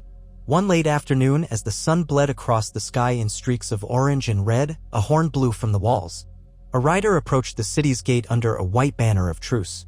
The news traveled quickly through the keep, sparking anxious excitement. Doran hurried to the courtyard with Oberyn, where several Dornish soldiers had gathered. The visitor had been escorted inside, a black-haired man in mail with a weathered face and grave eyes. His tabard bore a golden rose, signifying House Tyrell. The man dismounted stiffly, scanning the knot of Dornish spears with palpable unease. "Be at ease," Oberyn called. "No man will touch you under the banner of truce." The Tyrell envoy inclined his head. "I come bearing words from Lord Mace Tyrell and from King Robert Baratheon as well." Oberyn's eyebrows shot up. Doran felt his pulse quicken. So Robert was with Mace Tyrell? That meant the Reach and the Iron Throne were aligning more concretely than rumors had suggested. "Speak," Oberyn said. "What does the so-called king have to say?" The envoy bristled at the tone. "King Robert has returned to the Reach after the trouble in King's Landing. He travels between Bitterbridge and Highgarden, rallying loyal lords. Lord Tyrell supports him. They've asked me to convey that unless you withdraw your men from King's Landing, release Jaime Lannister, and pledge fealty to King Robert, you shall be declared rebels against the Iron Throne and crushed accordingly." An indrawn breath rippled through the gathered Dornish. Some spat on the ground at the words. Oberyn's knuckles whitened on the spear he held. "So King Robert sets terms. I see. And what of Tywin Lannister? Does he stand beside Robert as well?" The envoy hesitated. "Lord Tywin is forging an alliance with King Robert, yes. They share a common cause, to remove Dorne from the capital and restore rightful rule. Doran's mind raced. A combined Tyrell Lannister army along with Robert's loyal Stormlanders would prove formidable indeed. The full might of the Reach dwarfed Doran's population. If they were united under one banner, the Martells would face a dire threat. Oberyn sneered. Tywin Lannister dares to speak of rightful rule after unleashing Gregor Clegane to kill helpless children? Has Robert forgotten his own father and brother who died at the hands of Aerys Targaryen, men who saw the brutality in that war? Now he stands with Tywin, who stooped to murder babes in their cradle to curry favor. The envoy set his jaw. The king does not condone what happened to Elia Martell or her children, but the realm cannot abide the occupation of King's Landing by foreign troops. You defy the natural order. The Stormlands, the Reach, and likely the Riverlands will rally to Robert's call. The Crownlands, too, will not support you. House Martell stands alone. A hush fell. Then Oberyn laughed, a cold, mirthless sound. Dorne has always stood alone when it mattered. We defied Aegon the Conqueror and remained unconquered for centuries. We survived the dragons. Do you think we'll wither before roses and stags? Tywin's gold is the only threat in that alliance. And we have some of that gold as well. The envoy did not flinch, but an uneasy flicker passed through his eyes at the mention of Tywin's gold. He straightened. My orders are to demand your compliance within one moon's turn. If you have not vacated King's Landing or submitted by then, an army shall march to reclaim it. Oberyn's grin bared teeth. We shall be ready. Before the man could press further, Doran lifted his hand. There is no need for threats. We have our just cause. Tywin Lannister murdered our kin. We seek justice. If Robert Baratheon is so eager for peace, let him turn over Tywin Lannister to us and stand aside. The envoy stared, uncertain how to respond to that. Finally he said, I bear only the words of the king, not the power to negotiate. Give me something to bring back to him. Some sign that Dorne is willing to yield. Oberyn's eyes flashed. Never. Doran, heart-pounding, saw the lines of diplomacy snapping one by one. Yet he could not find it in himself to yield. Elia's memory was too fresh, the outrage too raw. We will not abandon our city. We will not surrender Jaime Lannister, nor release him until Tywin stands trial for his crimes. The envoy's gaze swept across them. Then you have made your choice. I will depart in the morning. I pray you reconsider. He was escorted away under guard to be given lodging for the night while ravens soared from the Red Keep's towers bearing news to Mace Tyrell and Robert. In the ensuing council meeting, Oberyn told the lords of Dorne that open war was nigh. Let the Tyrells come with their shining knights. Let the Lannisters muster. We'll fill the Crownlands with their blood if need be. Lord Ironwood, who had fought in many skirmishes along the Dornish marches, warned that facing the combined might of the Reach in open field was disastrous. They have more cavalry, more infantry, and richer lands to sustain them. We must rely on the capital's walls and perhaps cunning measures to fend them off. Doran sat, hands steepled, trying to quell the dread building inside him. Once the Tyrells marched, there would be no avoiding a gruesome conflict that might burn half the realm. He could only hope that some houses might question the wisdom of letting Tywin remain unpunished. But from the envoy's words, it seemed Robert was ignoring Tywin's guilt. The alliance suited him too well. They made urgent plans. More scouts were dispatched. Ravens flew to Dorne, urging additional troops to reinforce the city. The problem of feeding a large army within King's Landing loomed. The local harvests were meager after the prior wars. The crown's granaries had been partly depleted. Tywin's gold would help buy shipments from traders, but if the seas were blockaded or if the road from Dorne was cut, the city might starve. Tension stretched across the weeks that followed, like a drawn bowstring waiting for release. Jaime Lannister remained in a dungeon, refusing all conversation. Oberyn visited once or twice, but returned fuming, claiming Jaime displayed only insolence and bored contempt. At least the Kingslayer was not stirring trouble beyond his cell. Outside the city, the autumn weather began to shift. Cooler breezes came off the Blackwater Bay, though the days remained warm. Gradually, fresh rumors trickled in. Large forces moving along the Rose Road, knights wearing the golden rose of Tyrell, others bearing the stag of Baratheon. Some outriders were captured or killed in skirmishes near the Wendwater. No sign of Tywin himself, yet it was said he and Kevan Lannister had left the Westerlands with a sizable host. One late morning, a sentry's horn blasted 3 times from the city walls, signaling an approaching army. Doran, roused from a restless slumber in his solar, rushed to the battlements overlooking the southern approach to King's Landing. The wind whipped at his robes, bringing the tang of smoke from the city's chimneys. He saw them then, a great column of men in formation, banners snapping in the breeze.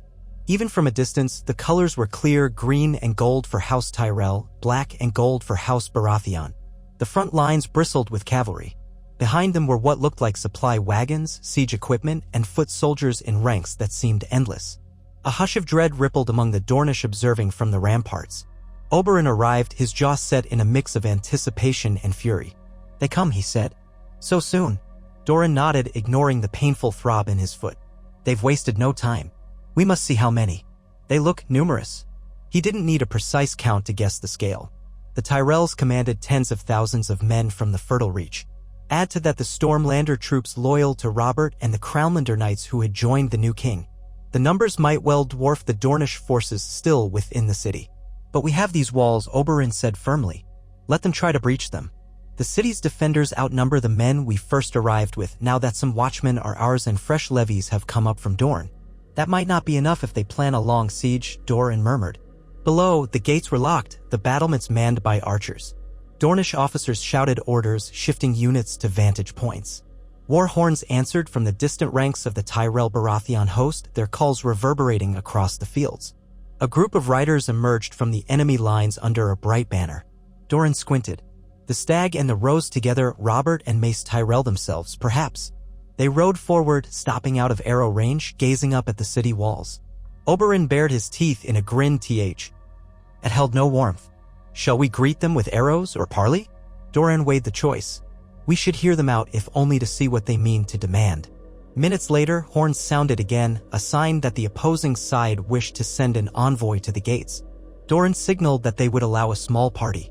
Soon enough, Robert Baratheon appeared outside the gate, clad in partial armor, flanked by a few knights in Tyrell green. His warhammer hung from a saddle loop, the same weapon Doran knew that had killed Prince Rhaegar on the Trident. A hot coil of bitterness curled in Doran's stomach. Robert halted well beyond bowshot, shading his eyes against the midday sun. He called out in a booming voice, "Dornishmen, you hold a city not yours to hold. The rightful king demands your surrender. Open the gates, lay down your arms, and no harm will come to you." A hush fell on the walls. Doran found his mouth dry. Beside him, Oberyn snorted contemptuously. "We have no reason to trust that promise, seeing how Tywin dealt with Elia." He bellowed back, "Where's Tywin, Robert? Hiding behind you? Let him answer for his crimes. Or do you stand for child killers now, a righteous rebel king?" Robert's face twisted in anger. He glanced aside as though conferring with someone. Then he shouted, "Elia's murder was foul indeed, but you cannot claim your sister's memory justifies seizing the throne. Release Jaime Lannister at once and leave King's Landing. I'll see that your men go free if you do so peaceably." Oberyn looked ready to spit curses. Doran took the lead, calling down in a calmer voice, "Justice is all we require. Tywin must stand trial for his orders to murder Elia. The city was already half-sacked by Lannister men when we arrived. We took it to prevent further atrocities. If you have any honor, hand over Tywin and we will discuss your rights to the throne." A stirring in Robert's ranks revealed a figure on a pale horse, Tywin Lannister, distinct in golden armor, flanked by Kevan and a retinue of lion-helmed knights. The man stared impassively at the walls. Even from this distance, Doran could sense the aloof arrogance in his bearing, as though he were the one behind stone battlements, not the Martells. Robert's thunderous voice rose again. "I will not hand over Lord Tywin, who has sworn himself to my cause. If you seek vengeance, you shall find nothing but your own demise here. So choose.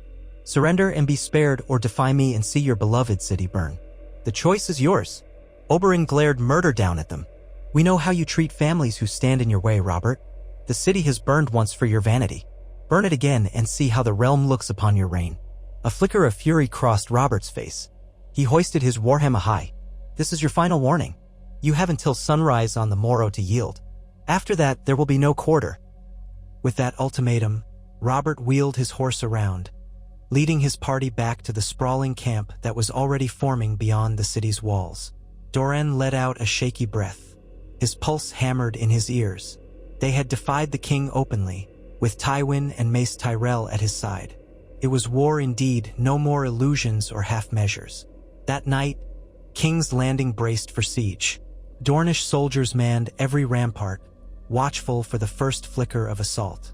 The small folk cowered, many remembering the last time the city had been taken by force. Some tried to flee, but the gates were barred.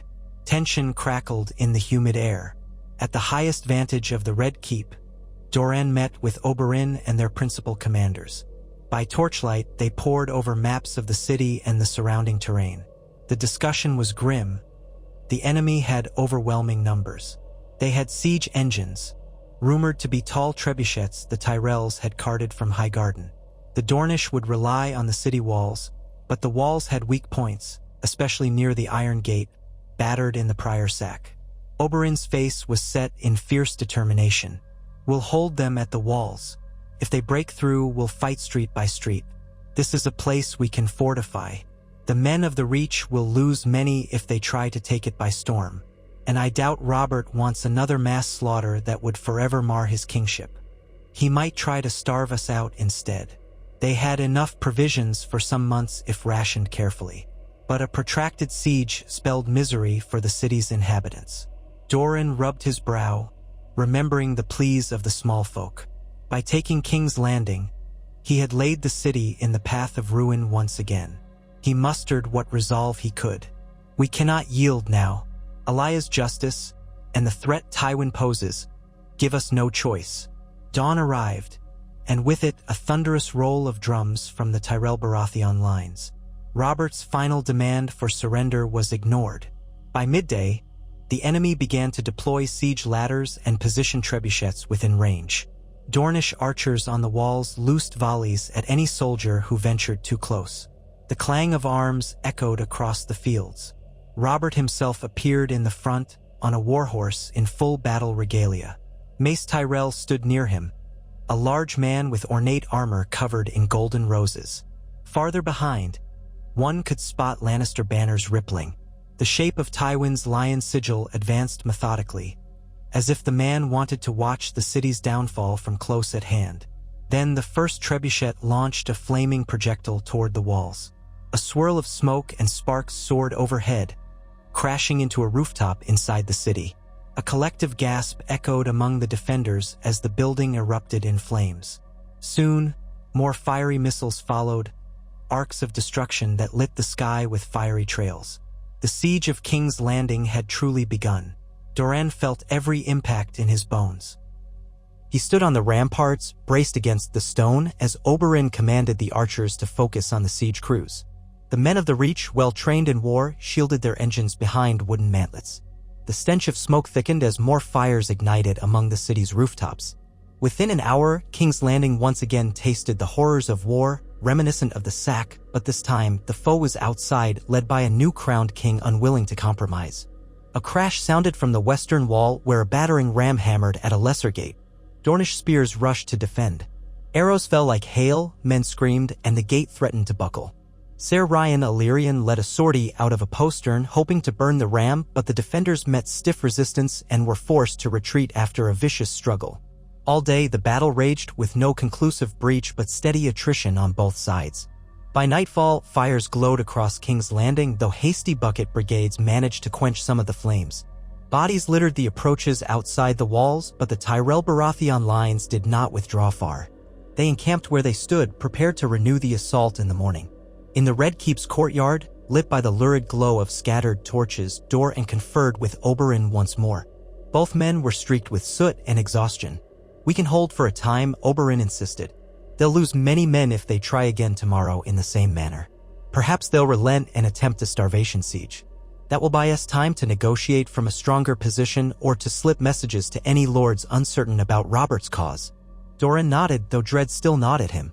Starvation would not spare the innocent any more than a direct assault. But if they survived, maybe they could force Tywin into a compromise. Perhaps the threat of losing too many men might push Robert to see reason. Yet the days that followed brought only more suffering. Robert hammered the walls repeatedly. Some nights, the trebuchets launched flaming shot over the ramparts to terrify the population. By the seventh day, half of Flea Bottom lay in ruins, the shanties gutted by fire. Thousands of small folk huddled near the Great September, praying for deliverance. Dornish patrols struggled to keep order, often skirmishing with roving bands of desperate peasants. And outside, the Tyrell lines showed no sign of faltering. Supplies flowed to their camp from the fertile Reach, with wagons arriving daily. Their siege engines multiplied, likely built in makeshift workshops or brought from a supply train that kept rolling in. Doran watched it all from the walls, heart sinking. One afternoon, in a lull between assaults, new horns sounded at the edge of the Tyrell Baratheon army. Doran peered through a spyglass. Another host had arrived, banners flapping in the breeze. For a moment, hope fluttered that it might be Tully or Oberyn men come to broker peace. But as the banners came into clearer focus, they revealed a golden lion on crimson. The main strength of House Lannister had joined the siege at last. There, Doran said to Oberyn, pointing. "That is the bulk of Tywin's Westermen, I'd wager. They must have marched along the Gold Road unopposed." "Fools in the Riverlands didn't dare stop them," Oberyn spat, lowering his own spyglass. "Now they're here, and Tywin will take full pleasure in seeing the city destroyed if it means punishing us." With the Lannisters now bolstering Robert and Mace Tyrell, the coalition's numbers swelled further, dwarfing the Dornish presence. The watchers on the walls saw thousands more tents being raised, lines of horses grazing, squadrons of knights drilling. The question was no longer if King's Landing might fall, but how soon. Desperation set in within the city. Rations were cut, fear spread. The small folk cursed the new war, cursing both Robert for attacking and the Dornish for occupying. A few brave souls tried to desert, slipping over the walls at night or attempting to bribe guards to open a gate. Some were caught, fueling more anger. Doran found himself haunted by memories of the original sack. Back then, Tywin had taken the city so swiftly that the small folk barely had time to realize what was happening. Now, the same man besieged them from without, in the name of a king who once called himself a friend of justice. How twisted it all was. And then, in the second week of the siege, the final blow seemed to come. The watchers on the Iron Gate reported that the Tyrells were bringing forward a monstrous siege tower, reinforced with iron plates, accompanied by a colossal ram shaped like a snarling lion's head. Clearly, Tywin's men had contributed that design. If they managed to break the Iron Gate or plant that tower against the walls, the defenders might be overwhelmed. Oberyn commanded every archer, every catapult in the city to focus on these new threats. They hurled flaming pots of pitch, rained arrows on the enemy crews. The tower lurched forward under layers of hide and damp cloth that resisted fire. Men died in droves beneath the walls, but the tower crawled onward, unstoppable. At last, with a shriek of bending iron, the siege tower collided with the city's outer wall near the Iron Gate. Bridges lowered from its upper levels, and Tyrell and Lannister men charged across. A savage battle erupted on the ramparts. The defenders fought like cornered animals. Oberyn personally led a contingent of spearmen to push the attackers back, his war cries echoing off stone. Steel clashed, men fell screaming. For a moment, it seemed the foe would establish a foothold. But Oberyn's fury turned the tide. He spearheaded a counterattack, clearing the bridge with savage stabs and sweeps. The siege tower's top platform caught fire, the flames devouring the tar-soaked hides. The men inside shrieked as they roasted alive. Soon, the battered structure was ablaze, leaning precariously against the wall. A wind gust fanned the flames, forcing the attackers below to retreat lest they be trapped in an inferno. Doran, watching from a nearby tower, felt a surge of grim triumph. The city still stood. But at what cost? The Iron Gate was shattered in places, the ramparts blackened by flame and slick with gore. Scores of Dornishmen lay dead. The victory was tenuous. That night, the catapults outside bombarded the city without mercy. Great chunks of stone battered rooftops, and fires sprang up across multiple districts. The screams of the wounded mingled with the moans of the hungry. A heavy pall of smoke blanketed the streets. It seemed as though the realm was reliving the horror of Aerys's final days in some cruel echo of fate. In the gloom of early dawn, Doran and Oberyn conferred in the throne room. Torches sputtered, casting wavering shadows on the melted swords of the Iron Throne. Over the last fortnight, the seat had felt more like a cursed relic than a symbol of power. How long can we endure this? Oberyn muttered, exhaustion etched into his face. We repelled their greatest assault so far, but they'll try again. And next time they might breach the walls for good.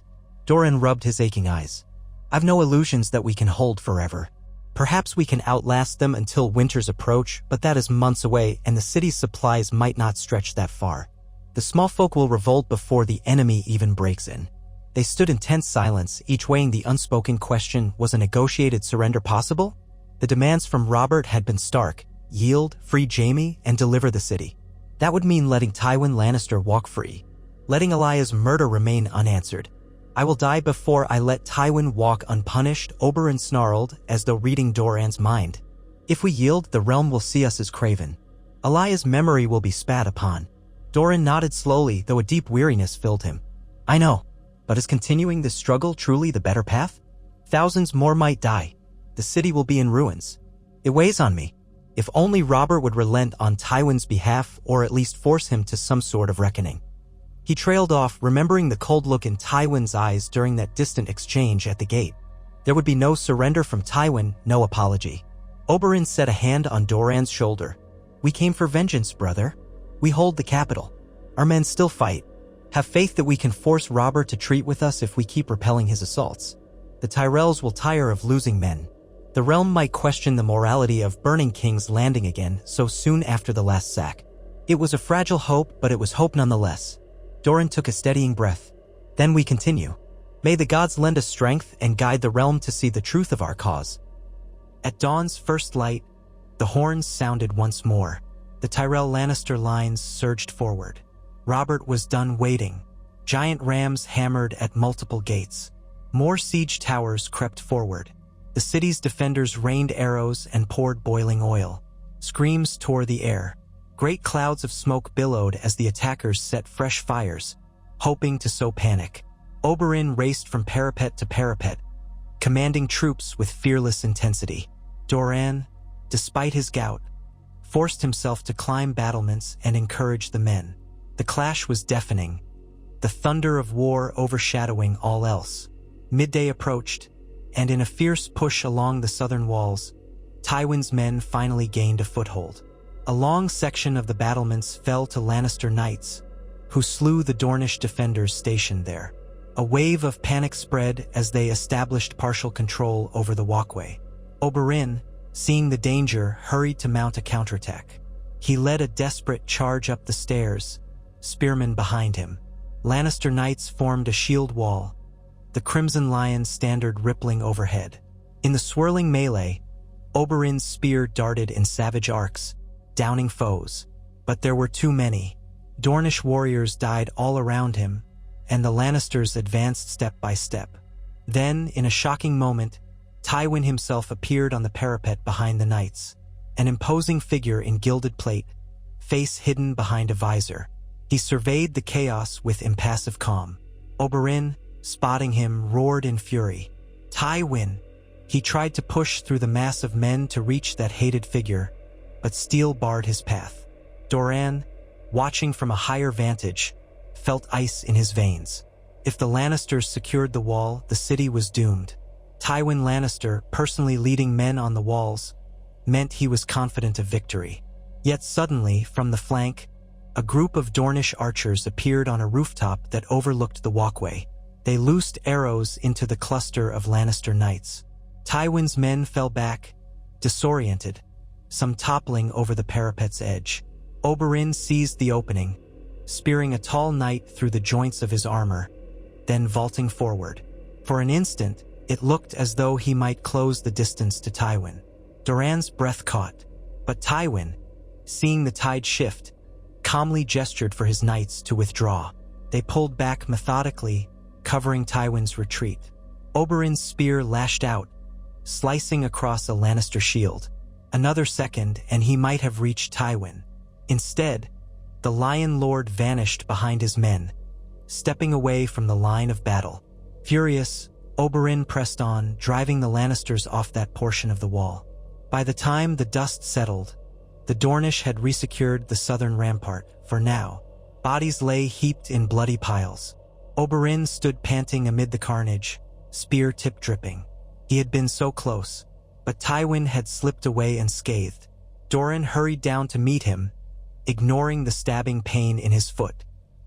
Oberyn's face was a mask of frustration and bloodlust barely contained. He was there, Oberyn rasped.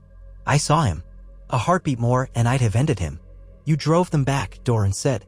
That might be enough to show them the city will not fall easily. Oberyn's eyes gleamed with reckless triumph. This isn't over. If we can kill Tywin, the Lannisters might crumble. Robert alone can't muster so many men. They rely on each other to maintain this siege. The day dragged on in further assaults, but the defenders held. By dusk, both sides were exhausted. The city's walls still stood, battered but unbroken. Fire glowed across the fields, revealing thousands of dead or wounded. Mace Tyrell's shining host had lost some of its luster in the gore-soaked reality of siege warfare. Robert's Stormlanders had grown wary of direct charges.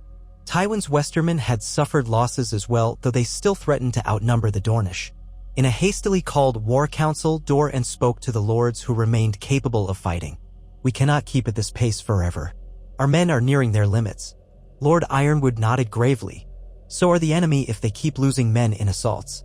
Perhaps we truly can force them to attempt a starving siege, which might buy us time to gather more troops from Dorne."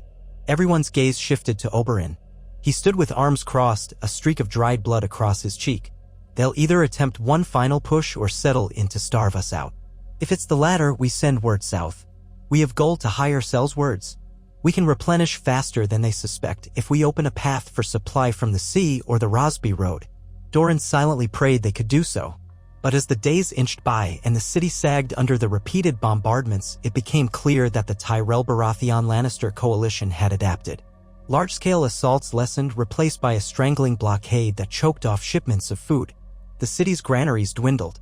People sickened, especially in the poorer districts. Tensions rose inside the walls, culminating in frequent riots. Dornish spearmen, exhausted from fending off attacks, now had to quell uprisings of starving smallfolk. A grim routine took hold. By day, the armies exchanged occasional missile fire. By night, the City Watch fought to maintain order in King's Landing. Each morning, Robert's horn sounded anew, reminding all that the city was besieged. Doran tried sending ravens to the Tullys, Arryns, even the Starks, begging them to see reason that House Martell only demanded justice for Elia. No reply came that offered hope. At last, the city began truly to starve. The demands on the granaries far exceeded supply. The price of bread soared. Even the gold Tywin had hoarded was of limited use if no one could slip past the blockade to bring in provisions. A handful of smugglers tried, but few succeeded. Carts from Dorne were intercepted on the roads by Tyrell outriders. The blockade by sea tightened as well, with red wine ships patrolling the waters. Men in the streets cursed House Martell for bringing doom upon them. They cursed King Robert for slaying them by siege. They cursed the entire wheel of power that crushed them. Doran heard the cries at night, wails of mothers with starving children. It weighed upon him like an iron chain.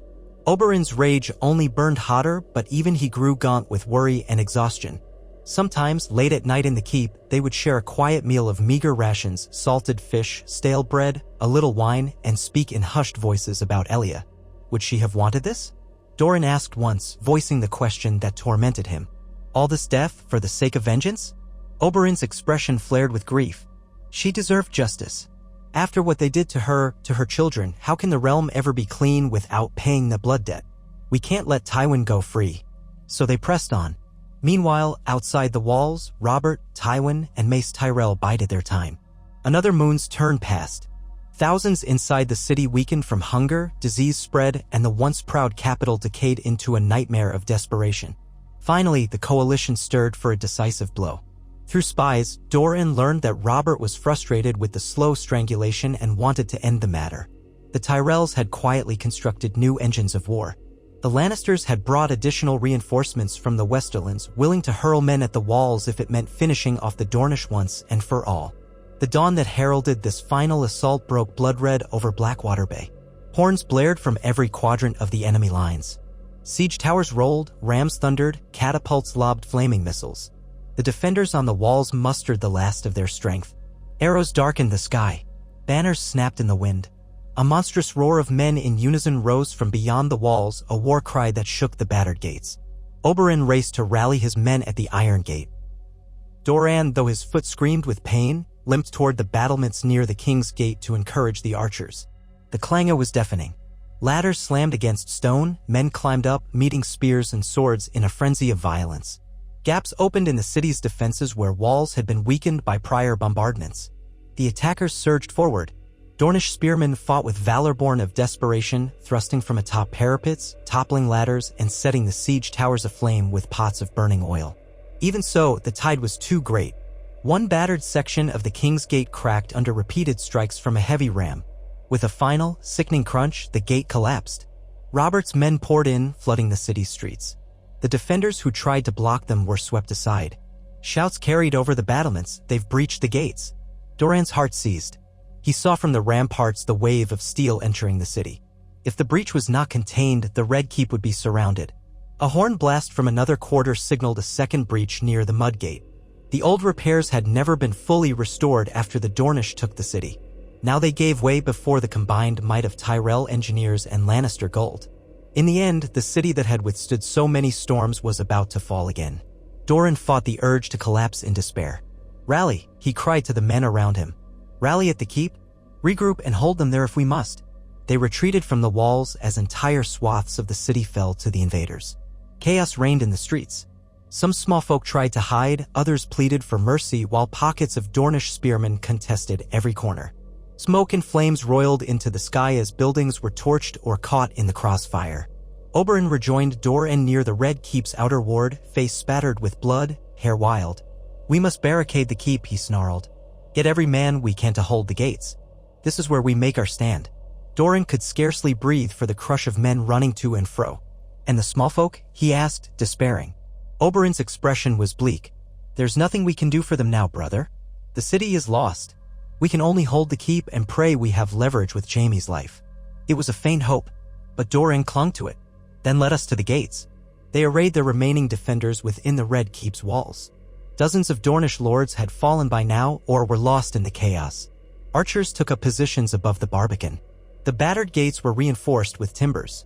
A hush fell, broken only by the faint roar of the city's destruction. Then the horns sounded again, closer. Robert's troops appeared, surging up the hill toward the Red Keep. They dragged rams behind them, shielded by ranks of knights. Lannister banners fluttered at the fore, the golden lion shining in the morning sun. A final stand began. The rams thundered against the keep's gates. Archers rained death from above, but the attackers pressed on. Oberyn led a sally through a postern, trying to flank the ram, but was driven back by overwhelming numbers. Doran watched in horror as the gates splintered further with each crash. At last, with a shuddering groan, the gates collapsed. A flood of soldiers poured in. The Dornish defenders met them in a desperate melee. Spears and swords clashed in the narrow confines of the courtyard. Shouts, screams, and the clang of steel filled the air. Oberyn fought at the center, a blur of lethal grace. He cut down men left and right, refusing to give ground. Yet the foe was too numerous. Step by bloody step, the Dornish line was forced back toward the keep's inner wards. Doran, trapped by his gout and the swirl of violence, found himself guarded by a handful of loyal knights. He watched in mounting despair as the courtyard turned into a charnel house. Mace Tyrell himself strode through the breach, sword in hand, bellowing orders. Robert was close behind, warhammer raised, eyes fixed on the Red Keep's inner doors. Then, in the midst of the chaos, a hush seemed to fall. Tywin Lannister appeared, flanked by a phalanx of lion-helmed men. He gazed upon the carnage with cold satisfaction. Oberyn, seeing his hated foe, roared and charged, spear outthrust. A handful of Lannister knights barred the way. Time stretched in that moment.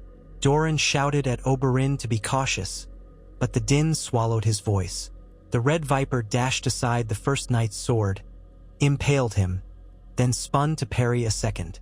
He kicked a third in the chest, sending the man staggering. For an instant, it looked as though Oberyn would cut a path to Tywin. But the next wave of Lannister men surged in, a shield wall forming. Oberyn hammered at them, spear cracking a shield, jabbing at a helmet's eyelet. More men converged, and Oberyn was forced back, step by step, as he fought for every inch. Across the yard, Robert advanced, men of the Reach and Stormlands clearing a space around him. His warhammer dripped blood. He spotted Doran, recognized him by his princely garments. A savage grin curved Robert's mouth as he stalked forward. Doran's knights closed ranks to protect him, but Robert smashed them aside like rag dolls. One knight's shield shattered under the warhammer's blow. Another took a glancing hit to the helm and fell, jaw broken. Robert stood before Doran, breathing hard. His face was spattered with soot, his hair clinging to his temples with sweat. "Martell," he growled. "It ends here. Yield." Doran trembled, for he was no warrior. He gripped his cane, aware how pitiful it looked against a man with a massive hammer. "What of justice?" he rasped. "Elia." Robert's expression flickered, pain or guilt flashing briefly. Then his features hardened. "I'll not stand aside while you hold King's Landing in defiance of my crown. Tywin is my ally. If you want justice, you should have sought it by the law, not by seizing the city. Now yield or die." Before Doran could respond, Oberyn's voice rang out from behind the lines. "You'll have to kill us all, Robert." He had broken free from the melee, but now he bled from multiple wounds, his spear blade chipped. Tywin, however, still stood behind his knights and scathed. Robert spared Oberyn a glance, lips curling. "So be it." He hefted the warhammer. But just then, a shout went up from the Lannister ranks. Two Dornish knights, half-mad with desperation, dragged forward a prisoner from a side corridor, Jaime Lannister, still chained at the wrists. They shoved him forward, a blade pressed to his throat. Jaime stumbled, eyes flashing with alarm. A hush rippled through the courtyard as everyone took in the sight. Tywin froze in place, his golden helm turning toward his captured son. Robert inhaled sharply. Doran realized what was happening. The Dornish knights, cornered, had decided to use Jaime as a final bargaining chip. For a heartbeat, no one moved. Then Oberyn, seizing the advantage, yelled, "Stand back, or the Kingslayer dies." At those words, Tywin stepped forward, voice echoing through his visor. "Don't do anything rash. He's worth more alive than dead." Oberyn snarled, so was Elia. The courtyard was on a knife's edge. Robert's men eyed each other uncertainly. The thunderous moment of violent triumph wavered under the threat to Jaime's life. Even Robert glanced at Tywin, waiting to see if the Lion Lord would risk his son's death. Doran saw the chance, though it was a slender one. He lifted his voice. "Tywin Lannister, yield yourself for trial and we will spare your son's life. Refuse and watch him die as Elia did." A trembling hush stretched. Jaime, bloodied from prior mishandling, glared defiantly. Tywin's gloved hands curled into fists. In the background, Mace Tyrell stood uncertain, not wishing to anger Tywin or see Jaime killed, but also not wanting to lose the advantage. Robert's face was dark, his hammer at the ready. But even he seemed reluctant to see Jaime slaughtered, possibly losing Tywin's support in the process. The swirling tension of many men in armor, half of them wounded or exhausted, weighed upon the scene. Tywin raised one hand slowly, a signal for his knights to hold. Then, in a voice as cold as the deepest winter, he said, "Release my son, or I swear by all the gods that I will have every Dornishman in this city flayed alive." Oberyn spat on the ground. "Empty threats. You'll do it anyway if we yield." Stalemate. Doran felt his pulse hammering. The entire war hinged on this moment. The courtyard was a crucible of fear, hatred, vengeance, and desperation. He opened his mouth to speak, but Robert suddenly intervened. "Hold," the king said. "Tywin, your son's life is in the balance. We can end this bloodshed if we treat with the Martells. Let them have a fair hearing. That's all I'll concede." Tywin did not lower his hand. "A hearing? You're king, Robert. Command them to release Jaime. They have a blade at his throat." Tywin, Robert snapped. "Should I command them, they'll kill him. Are you truly so blind?" A flicker of intense anger passed behind Tywin's visor. But he was no fool. He weighed the risk of losing Jaime, his heir. At length he said, agreed. "A hearing." Silence reigned, broken only by the crackle of distant fires. The Dornish knights clutched Jaime, uncertain. Oberyn stared at Robert and Tywin, breath ragged. Doran forced himself to speak. "We will surrender the city if Tywin submits to stand trial for Elia's murder and if the people of King's Landing are spared any further harm. Jaime's life will be forfeit if Tywin reneges." Robert's jaw worked. "You ask me to arrest my own ally? You'd name me an oathbreaker?" "We ask you to remember the man you were when you rebelled against Aerys," Doran said hoarsely. "A man who claimed to fight for justice for the realm. Tywin Lannister had 2 children butchered and a princess raped and murdered. Do not stand between him and justice." An agonizing pause. The entire courtyard seemed to hold its breath. Mace Tyrell looked uneasy, glancing between Robert and Tywin. Tywin stared at them all like a cornered wolf, though thousands of his men surrounded him. At last, Robert Baratheon drew himself up, shoulders taut. "The realm cannot abide the killing of children. I said so when it was Aerys burning innocents. I say so now. Tywin, yield. Stand trial for ordering the Mountain to kill Elia Martell and her children. If you are innocent, you'll be proven so. If not..." Tywin's glare burned. For a moment, Doran thought he might refuse, might prefer to see Jaime die and the city drown in blood. Then, with glacial calm, Tywin removed his helm, revealing the hard planes of his face. His green eyes radiated contempt. "So be it," he said, each syllable clipped. "I submit myself to the king's justice on condition that my son is released unharmed and the Dornish withdraw from King's Landing." Oberyn inhaled sharply as if he could hardly believe it. Doran closed his eyes in relief. "We accept," he said, though his voice shook. "Release Jaime into Robert's custody. Once Tywin is in chains, we will recall our armies and the city will be spared." Jaime, hearing this, shot his father a bewildered, furious glare, as if he couldn't believe Tywin would so readily yield. But Tywin's face remained impassive. Robert turned to Mace Tyrell.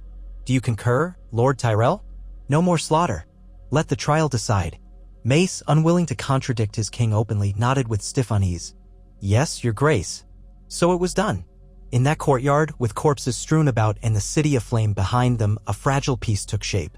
Dornish knights relinquished Jaime to Robert's men, who dragged him away, half in shock. Tywin, fury etched in every line of his face, allowed gold-cloaked guards. Those who had once served the city now repledged to Robert to clap him in irons. A hush of disbelief spread among the warriors on both sides. The siege was ended. King's Landing lay battered and half in ruins again, but the wholesale slaughter was avoided, this time at the final brink, because Tywin Lannister valued his son's life enough to yield. In the hours that followed, confusion and relief mingled. Dornish soldiers were ordered to stand down, to gather their dead and wounded. Robert's coalition likewise ceased hostilities, though tensions ran high. Oberyn oversaw the departure of Dornishmen from the Red Keep, ensuring they left in good order. Many had tears of frustration in their eyes, for they felt they'd been robbed of the chance to slay Tywin themselves, but at least he was to face justice. Doran, limping badly, supervised the final negotiations with Robert. "We'll remove our banners from the throne," he said, voice heavy. "But House Martell will remain to witness Tywin's trial. If you give us false justice, we'll know." Robert's nod was curt. "Aye. The trial shall be swift.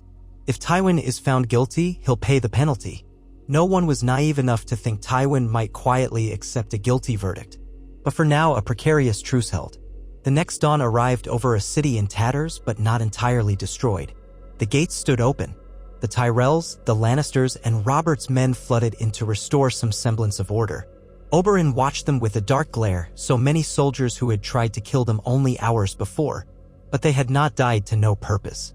Tywin Lannister, at last, sat in a cell, awaiting trial for the crime that had shattered House Martell's heart. Perhaps justice, in some form, might yet prevail. As Doran stood in the smoldering ruins of the courtyard amid the exhausted remnants of his Dornish host, he felt the ghost of Elia's voice on the wind. The city was broken, but so was Tywin's unassailable pride. Blood had been spilled beyond reckoning, but if one glimmer of hope remained, it lay in the promise that the lion who had orchestrated her murder would finally face the judgment of the realm. And for that, Doran Martell whispered a silent prayer that all they had lost would not be in vain.